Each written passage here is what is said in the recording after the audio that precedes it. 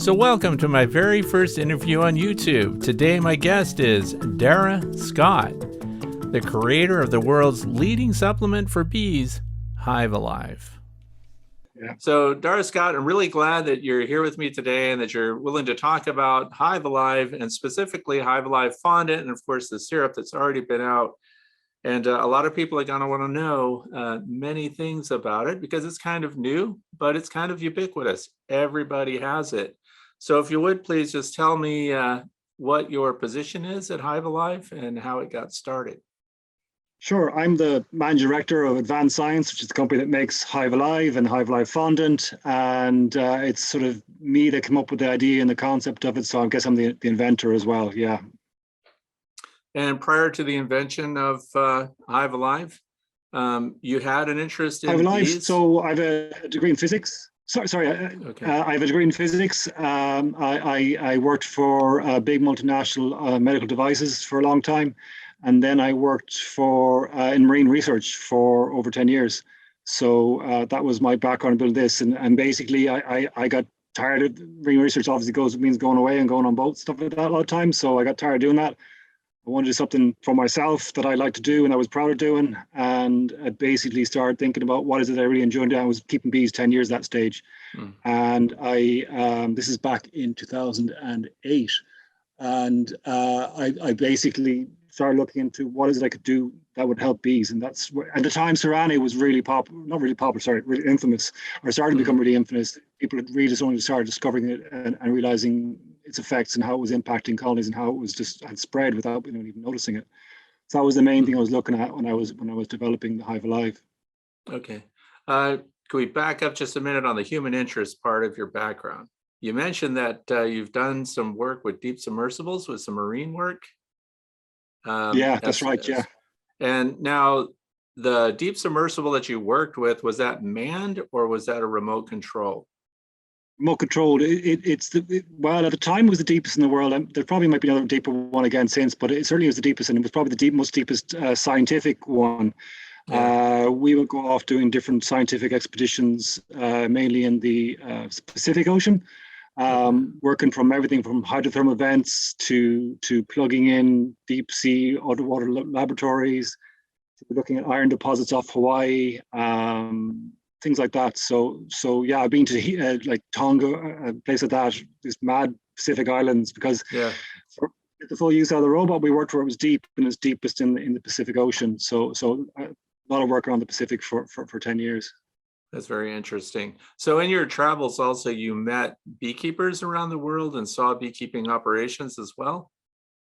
Yeah, I was always visiting people. Yeah, I was always visiting and traveling around. So I've seen a good few different types of bees and beekeeping. The Middle East as well. I've been seeing I can't remember the name. The small little kind of orangey bees. I've seen obviously US bees. I've also seen the varroa resistant bees. We actually had a swarm actually land on the boats. I think it was in Fiji. A swarm of bees landed on one of the boats we were working on. Yeah, I've kind of seen a bit, yeah. And where I go, I'm always trying to meet with beekeepers and talk to beekeepers. So that's kind of cool part of my job now, that even more so because I go to trade shows. I'm always talking to different beekeepers from around the world. Okay. Oh yeah, we expected to have a representative from your company at the Hive Life conference in Tennessee, but things didn't work out. That was meant to be me. Yeah, it was going to be you. Oh. Yeah, I got COVID, so I couldn't go. It was like freaking just a couple of days before I was supposed to fly out. So for some reason, everyone in Ireland got COVID. Well, not for some reason, it's pretty obvious why. Yeah. But everyone got COVID over Christmas. We were trying to be careful, but so I couldn't fly. Yeah. And I was gutted we couldn't go. It sounds like it was a great show. Oh yeah, you were missed. I was so excited, to meet you and talk to you there.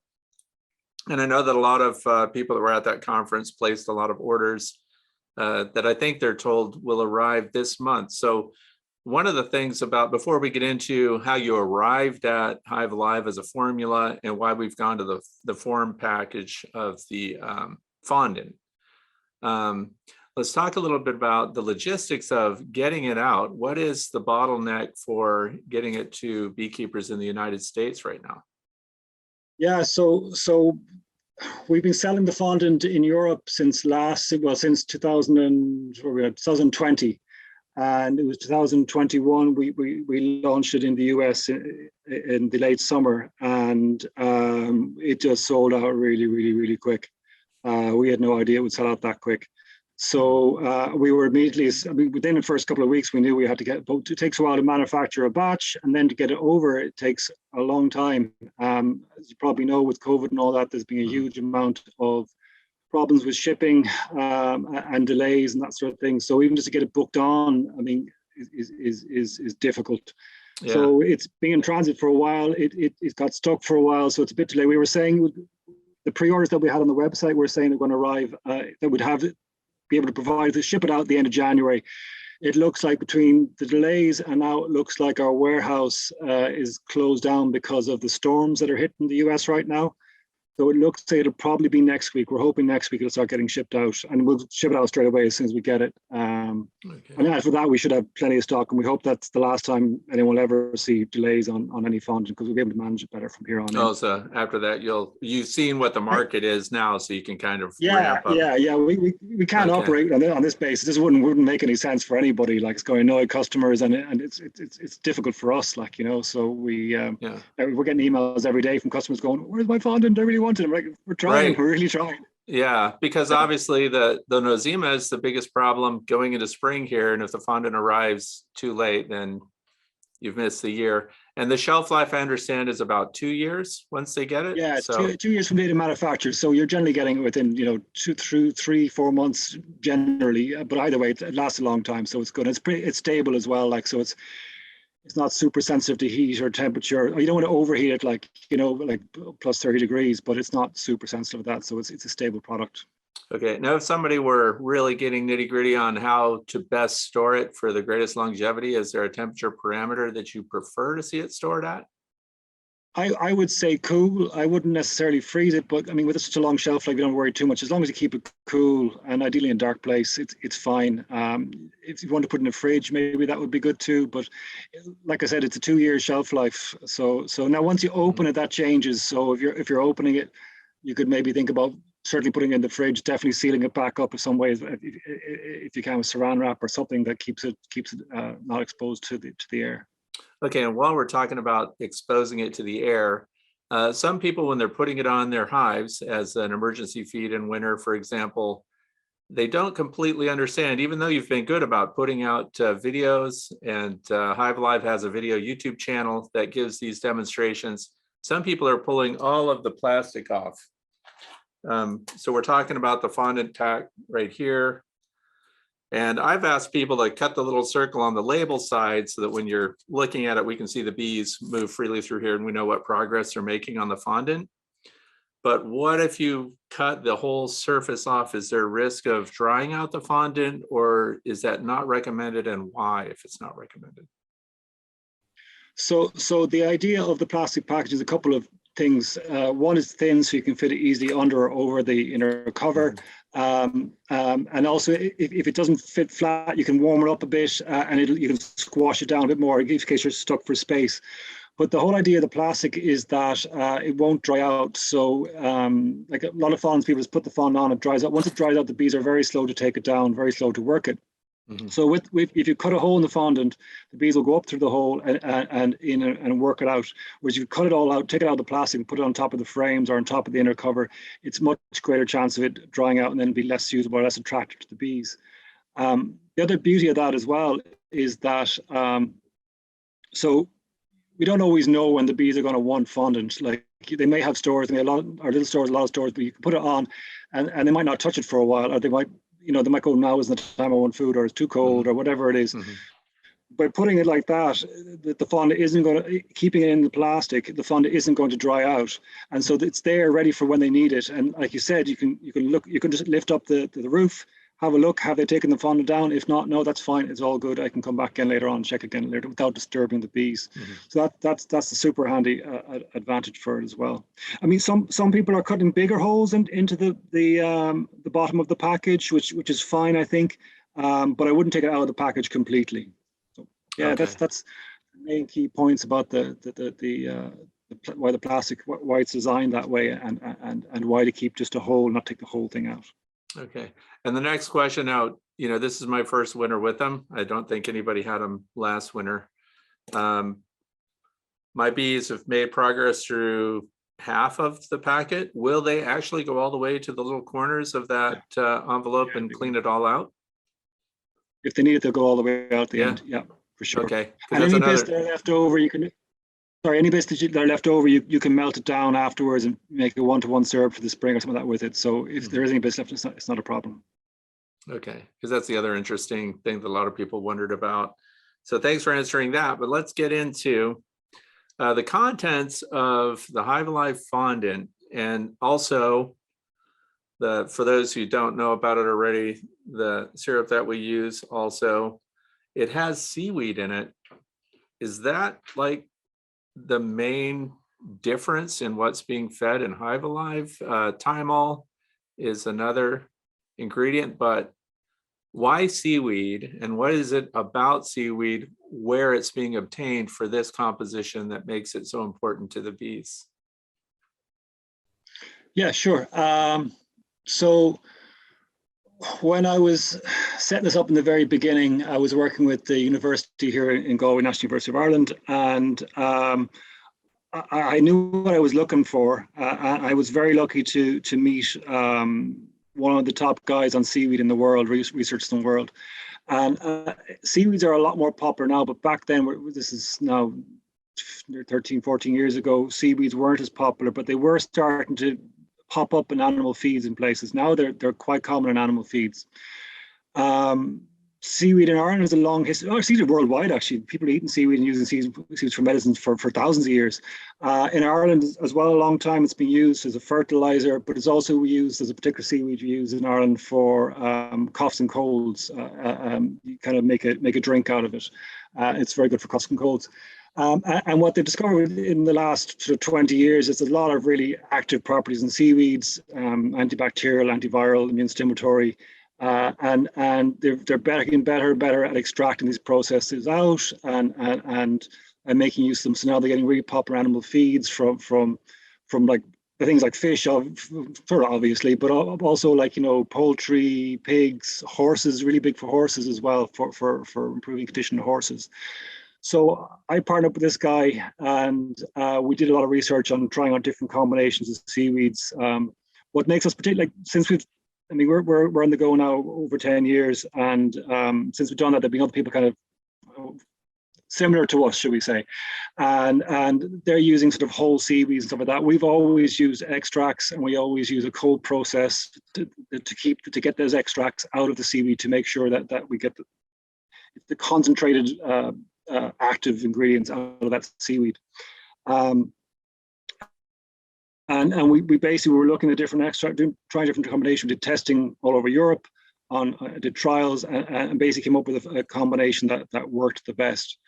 So yeah, so the seaweeds, they've got antifungal, antibacterial, immune stimulatory. They have polysaccharides in them, which are good as a prebiotic. That's like a food for bacteria, for the good bacteria. So that's good for them as well. And the seaweeds actually are they're Irish seaweeds, and what's kind of nice about them is they're actually collected the same way they were done kind of hundreds of years ago. They're still collected by hand, and then we have, like I said, this cold extraction process that pulls out the active ingredients out of the seaweeds. So what is it about Hive Alive that acts on Nosema spores specifically? What is it that reduces that spore number? It's a combination of stuff. It's a combination of the ingredients and the way it's used. So we've always been adamant, like, that Hive Alive does show a short-term effect on Nosema, but that's not the strength of the product. I'm not big on things that work very quick, fast, and very strong quickly, because generally they have a side effect somewhere else down the line. This does take time to have its full effect, which is why it can be out of a hard sell sometimes. Well, I don't see it straight away, but it does take time, because the way it works is the combination of ingredients do a number of things. One, they're in the gut. We know that it's reducing spore count in the gut as they're eating it. We also know that when it's in the hive, in particular the liquid when it's in the hive, when it's stored in the hive, it can also break down the spores, not just Nosema spores. We have data to show it breaks down foul brood spores as well, and chalk brood spores.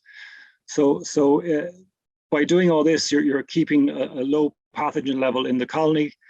Kind of have to fight hard against pathogens. It does better, and over time, it grows and becomes more productive and a stronger, healthier colony. And that's how it works. That's the data we have to show as well. That does do that. Mm-hmm. We've published data to show that. Mm-hmm. Yeah, that's the process of it.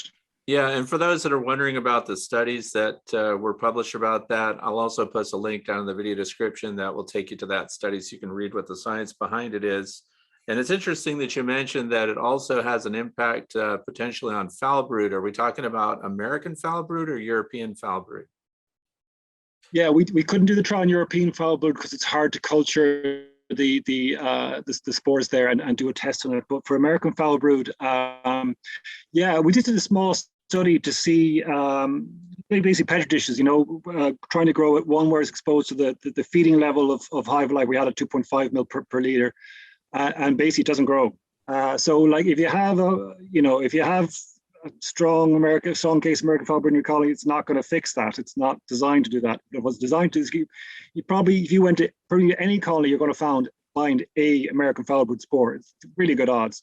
But the fact is when the colonies are strong and able to suppress all that and not get those spore levels over a certain amount, it's fine. It's not an issue.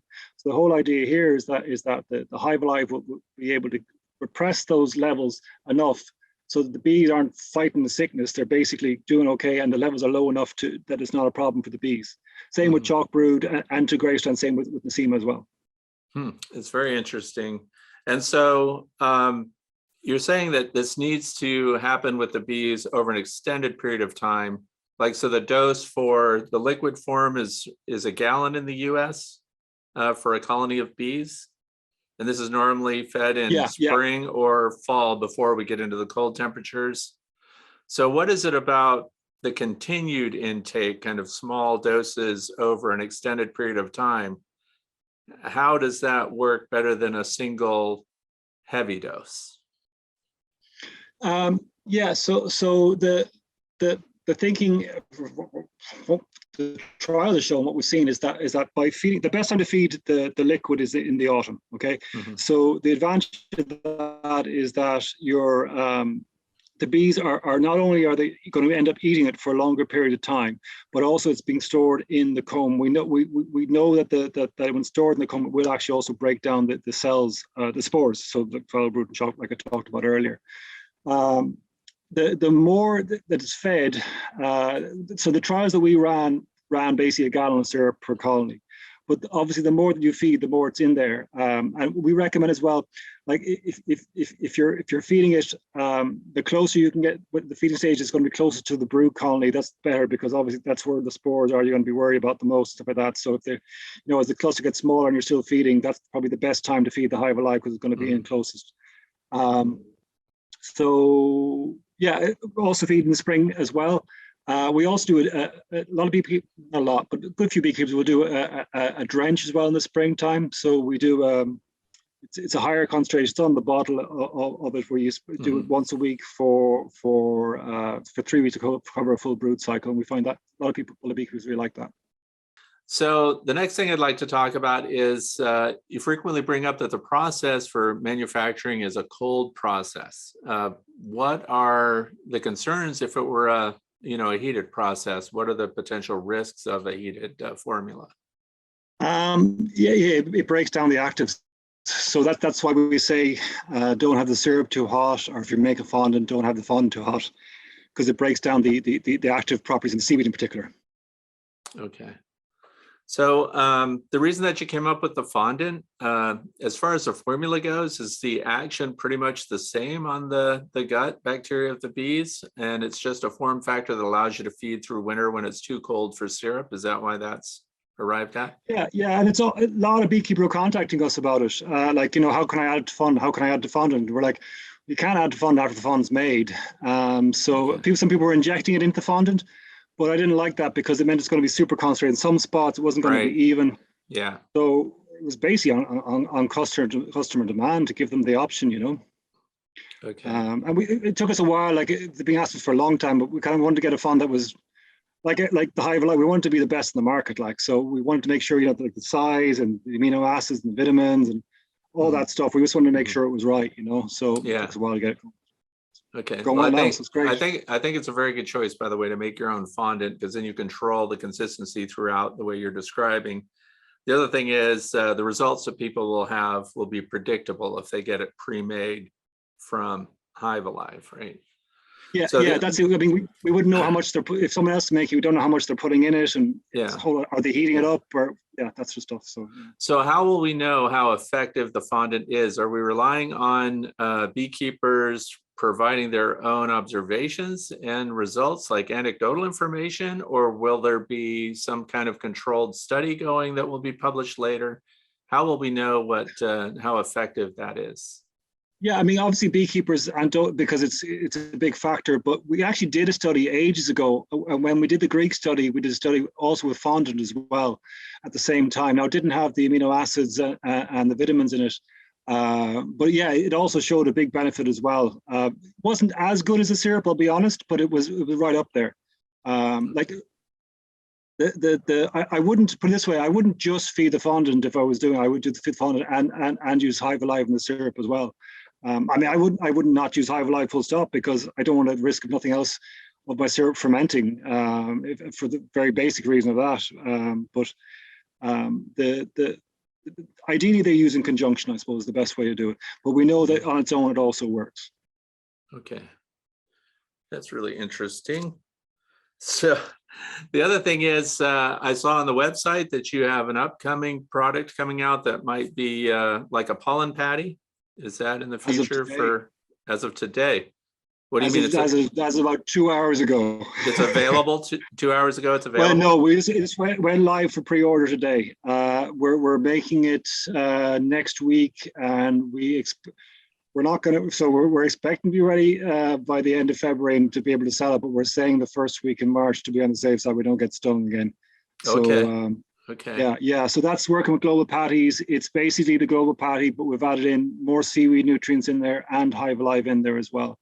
So it should be a really good patty. Yeah. And now, because it is considered a pollen patty, though, there will be pollen in it.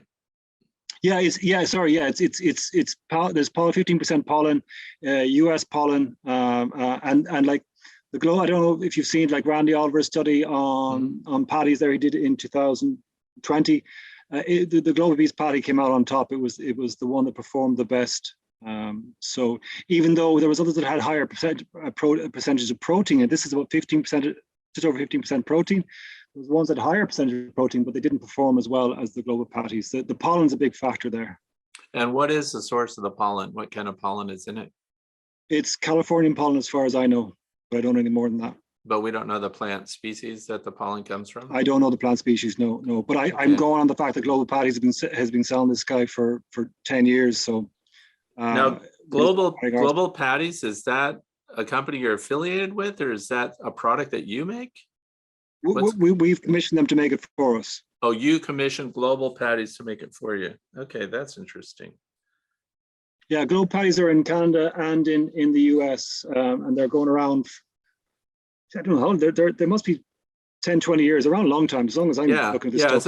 It's a familiar name in bee nutrition. So that's very good. Yeah, like in the study that I did, they were like way up on top on pretty much all categories, and that's why we partnered with them. Now, how did you identify dietary deficiencies in the bees that would be satisfied by your formula? Well, I suppose it was when the fondant we were adding in vitamins, amino acids, but we weren't necessarily focusing on dietary stuff with the Hive Alive. It was really in the main looking at keeping pathogen levels low in the colonies so that the colonies can do better. The fact that the seaweeds also polysaccharides, as I mentioned, the food that the bacteria likes, the good bacteria likes, that's an advantage. And actually, we were doing a study in Italy there last year, where we've seen that in synergy, that there is a synergy between feeding prebiotics and using Hive Alive over alternatives, not the same time, but over like 2-week intervals, that they seem to work better than just them on their own. So the cumulative effect seems to be even stronger. That's interesting. And I also like that it's being accumulated in the beeswax. You say the long-term use. So there are benefits to having it in the wax composition? No, I don't believe it accumulates in the wax. I don't think it's lipophilic. Don't know where you got that from, but no, I don't think the stuff breaks down pretty quick. All the ingredients are natural ingredients; they break down, and even if they didn't break down, their toxicity levels would never get high enough. That's going to be an issue for bees. So even the thymol, for example, that's in there doesn't end up in the wax. It's not like you're feeding Apigar with a really high concentration of thymol, where it might somehow, and even then, it's not really an issue in the wax. But this is like tiny amounts compared to the amount this would be in Apigar. Oh, that's good to know. Have you noticed any impact? I did read some comments from people that are endorsing Hive Alive on the website. And one of the individuals claimed it had an impact on Varroa destructor mites. Do you know anything about that, or have there been any studies regarding that? Yeah, I can't say for sure. We actually do need to do a study on it. So we did a little study where we were drenching the Hive Alive at the high concentration I mentioned earlier, and there was a mite drop. Yeah, there was, but how long, how much, and we get beekeepers, like I said, talking about there being a mite drop and are talking about their mite level low when they use Hive Alive, but I don't have any actual big solid data to back it up. But I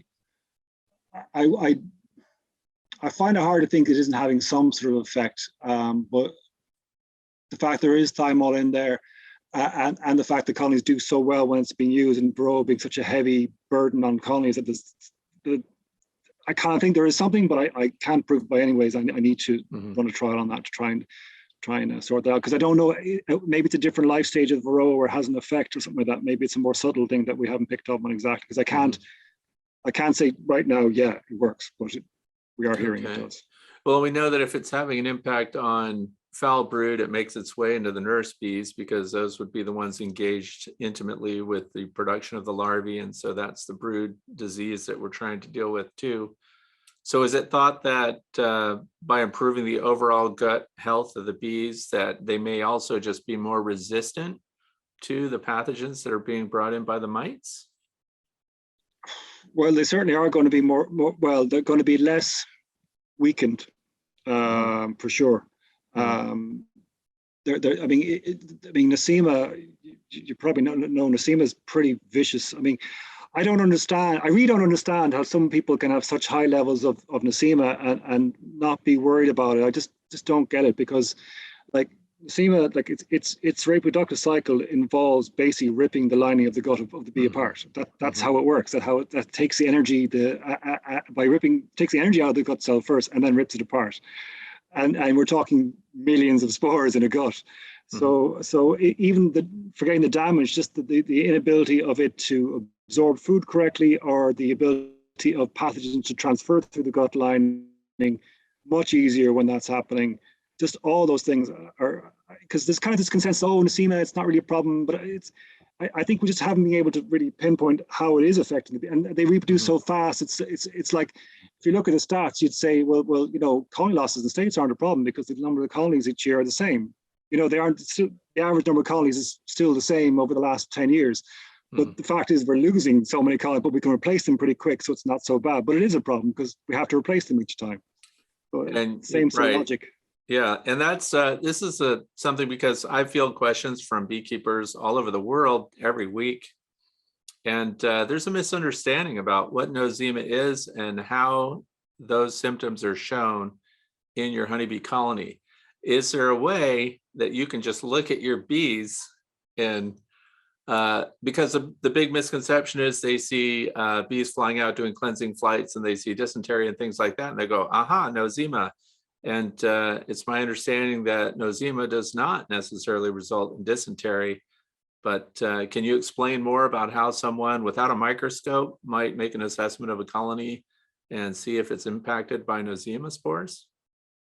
Yeah, actually, I can't, because Nosema ape which is the one that was around a long time, and that one you could see dysentery, you could see symptoms, you'd see fecal staining on the front of the hive and that sort of stuff. And Nosema apis was a little bit of an easier one to deal with because it was much more seasonal, and you treat it with the Fumagillin or Fumagillin B, and it sort of got it under control because it didn't come back. And so that wasn't too bad a thing to deal with. And it wasn't around so long, so it didn't debilitate the bees as much. The newer one, Nosema ceranae. Ceranae came from Asia, just like Apis ceranae came from Asia. A transfer from Apis ceranae over. It's very, very different. In Southern Europe, it has a huge impact on colony. They die out from it. For some reason, in the States, they don't die out as much quickly from it. But the big difference from ceranae, well, there's two, I suppose, big differences. One is it stays around longer, so it's around for most of the year and has different peaks throughout the year. So it's similar. It probably peaks most of the way. Apis peaks at the end of or at the beginning of the spring, but it doesn't go away. So when you're treating with something like Fumagillin and stuff like that, you have to treat way more of it. And even then, as soon as you stop treating it, it comes back up again. There was a second point I was going to make. Oh, yeah, that it doesn't really show any signs. So really, unless you have a microscope, okay, colonies might be dwindling and all that, but there isn't really any obvious sign other than that you have it. And the odds are you do have it. It's a question of what levels you do have it at, and is it a level that's debilitating your bees? The odds are, unless it's a really tiny level, it is debilitating to bees to some extent. But the question, the jury's out as to how much it actually does affect colonies, depending on what levels are in there. So what do you know about the prevalence of Nosema? And we're talking ceranae, right? And not Apis. Nosema apis is kind of out of the picture. What is the percentage that you think of colonies that are managed here in the United States that would have it present on any level? I think they all do. I'd be very surprised if they didn't. Yeah, it's a very surprise. And I think in Canada there's still some Apis left. I know in Ireland there's still some Apis left. Okay. It tends to be slower, tends to not do as well, or slower to evolve into colder territories. But I'd be amazed. I mean, okay, some might have very low levels, or you can only find a couple of spores, but it's pretty much everywhere as far as I know. So would we be able to speculate that if there was a high level of Nosema in a colony, that it would not be able to metabolize its food resources in winter as well, and could actually appear like a starve out, even though there's food adjacent to the cluster of bees? Could Nosema be a contributing factor to that type of physical appearance of a dead out? I don't think I've seen any papers on showing something like that. I think what happens is the spring they just don't tend to build up right, and then they can, if they're not building up, sometimes they can die as a result of that. Okay. I think most of the time when you found those colonies, it's Varroa. It's Varroa that has whacked them out.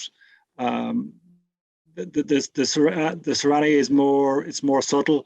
I suppose I'm trying to have more examples. It's like someone who just isn't sick, has an underlying illness. They're getting on, they're doing okay. You wouldn't necessarily know, but they ain't working 100%.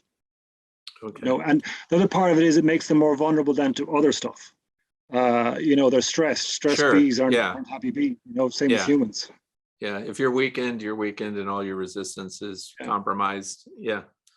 Well, that's really interesting. For instance, I mean, like the Greek trial that we ran, the overwinter losses were significantly less in the Hive Alive group, probably because it had the lower pathogen Nosema levels. But maybe the losses were directly attributed to, I don't know, Varroa or something else. But there's a connection there as well. But if they're not under stress, they're going to do better and probably definitely have a better overwinter survival rate. Okay, that's all good information. What is the big picture for the person that's watching this right now and wants to buy Hive Alive? What's an annual treatment cycle look like in the United States, for example? When would they use what, and at what levels? When would they finish a dose and things like that? Well, certainly, especially for colonies that are overwintered over a different period of time, is the autumn feeding is the significant one, to make sure that they have a good amount of syrup with Hive Alive activated in it. And so they're eating it over the winter time. And like I said, just clean out the hives and it's cleaning out their gut, and they're coming out strong into the springtime. One thing is important is not to dilute it. You're better off putting in the right concentration and some syrup without than you are putting in, mixing all the syrup with it and to have diluting it by half, whatever. It won't work as well when it's diluted.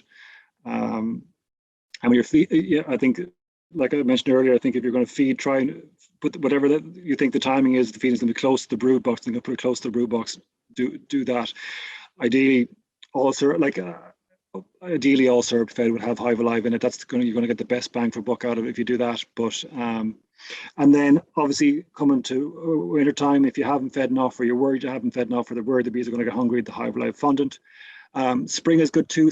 Spring isn't as important as the autumn. I would consider that much more important is to get the autumn in. Like a lot of people, fair enough, the trial that we ran in Greece, and I think in France as well, both had feeding in spring as well. But I would believe that the strongest effect is going to be when they're eating it for the longer period of time and they're storing it for the longer period of time. Mm-hmm. Mm-hmm. Okay, well. Oh, and now of course you can use pollen patties in springtime. Pollen patties for the buildup, yeah. And that's interesting. So I'll get that information from you later, and we'll put links to the information about the pollen patties that are coming out. And I'll also link Randy Oliver's study at Scientific Beekeeping about the global patties and how successful they are.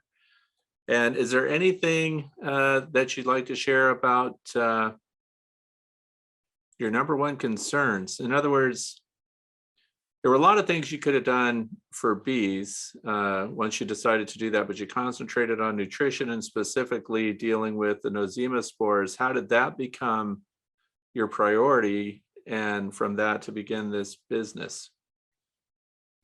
Well, it evolved. So I'm in Ireland, in the west of Ireland, and I suppose I would have ideally just been keeping bees and trying to make a living out of just having bees. But the west of Ireland, it's the windiest, wettest place you'll find in the world, I think. So it's not conducive to making honey or even breeding bees. I do a bit of both, but it's certainly not consistent. So the next thing after that was looking, like, I'd be big into sort of natural stuff, not sort of the I'd be very much the science end of the natural stuff, if you know what I mean, and I'm making that work as opposed to getting synthetic things and chemicals. I wouldn't be, but there are a lot of really good actives out there that have really good, really beneficial effects if they're used correctly, and there's a bit of science put in behind them. So yeah, that's what I was looking at to see what we could do, and having the marine background, having the contacts in that space allowed me to really develop the nutrition product. Yeah, it's important. I probably, I don't know if you'll ask or not, but it's important to be like, we're doing stuff. Environmental angle is important to us as well.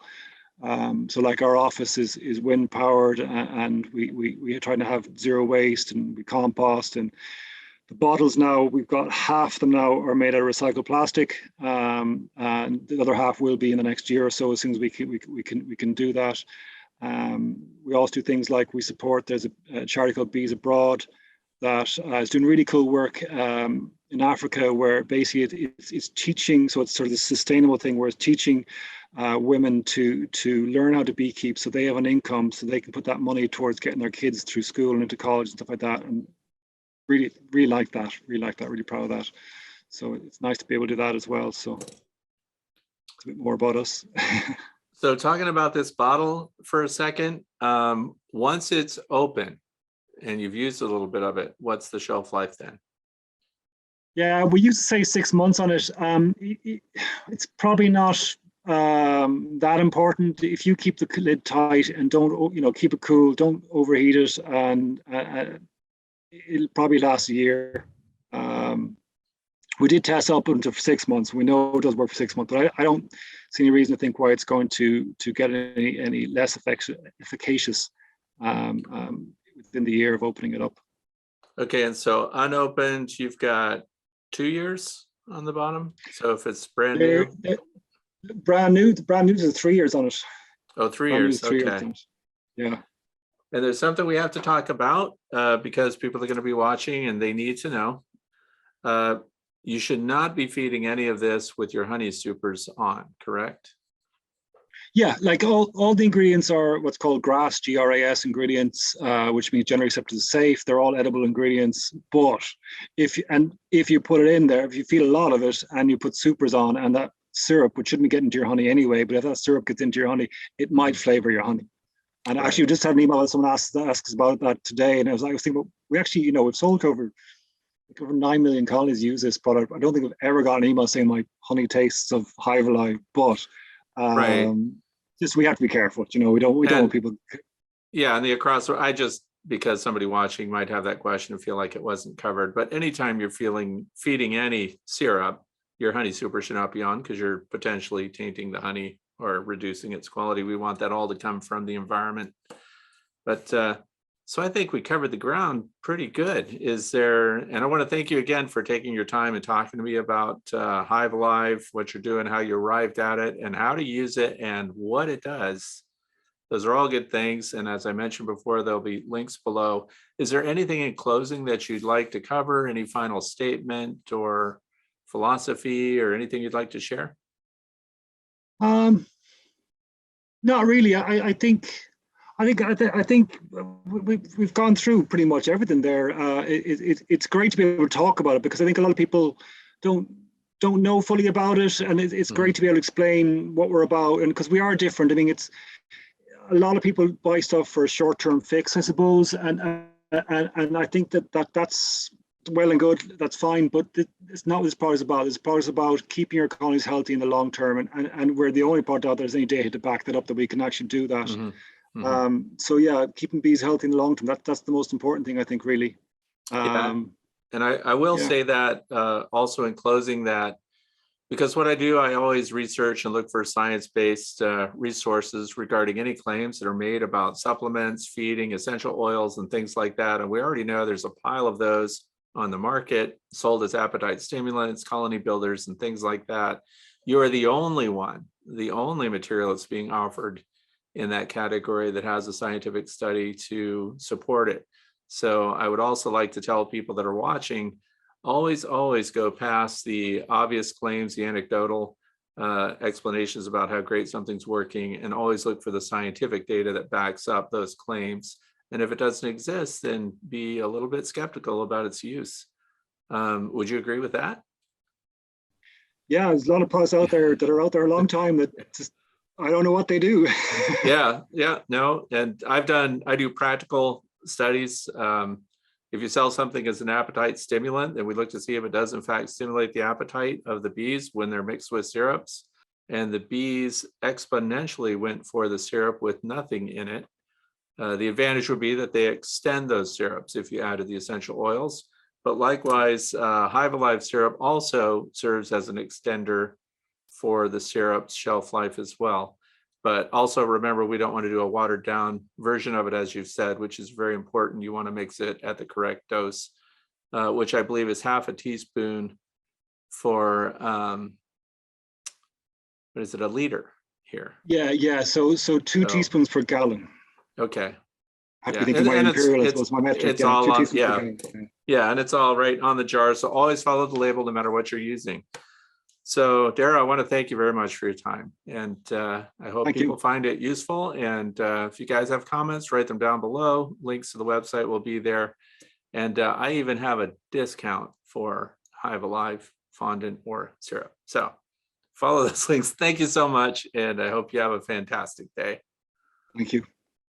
After we closed out, we had some afterthoughts from Dara. Listen to this.